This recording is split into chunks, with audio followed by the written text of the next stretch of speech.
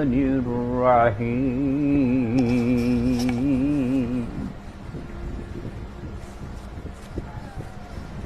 ইন্নাল হাজ্জা ইয়াকসিরু যুনুবা কামা ইয়াকসিরুল মাউত দারান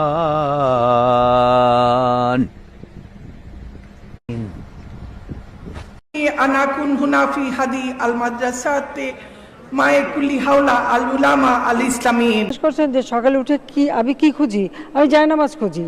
সকালে উঠে আগে নামাজ পড়ি, নামাজ পড়ার পরে কোরআন তিলাওয়াত করি, তারপরে এক কাপ চা নিজে বানাই। আমার চাটা আমি সকালের চাটা নিজে বানিয়ে খাই।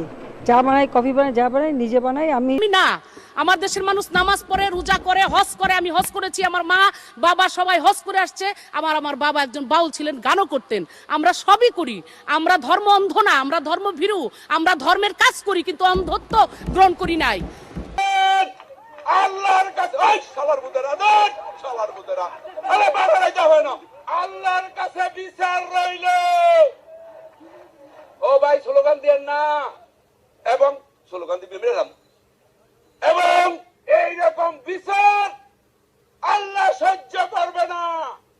যার হয় তুমি ঠিক দাও কেন? আপনারা এই মাসে যতগুলো প্রেস কনফারেন্স করেছেন, জয় বাংলা জয় বঙ্গবন্ধু, আল্লাহর নামের পর আপনাদের জয় বাংলা জয় বঙ্গবন্ধু বলেই শুরু করা উচিত ছিল।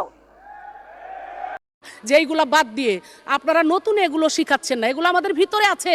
আমরা পড়ি কুরআন শরীফের গিরিশচন্দ্র সেনের বাংলা থেকে শুরু করে এমন কোনো বাংলা তর্জমা নাই যেটা অনেকবার না পড়েছি। এবং শুধু তাই না, সিয়াসাত হাদিস, তিরমিজি শরীফ, মেশকাত শরীফ, আবু দাউদ শরীফ, বুখারী শরীফ, মুসলিম শরীফ থেকে শুরু করে এমন কোনো খণ্ড নাই যেগুলো না পড়েছি। এগুলা প্রকাশ করার জিনিস না, এগুলা হলো আমল করার জিনিস, যেটা আমার নেত্রী শেখ হাসিনা আমল করেন।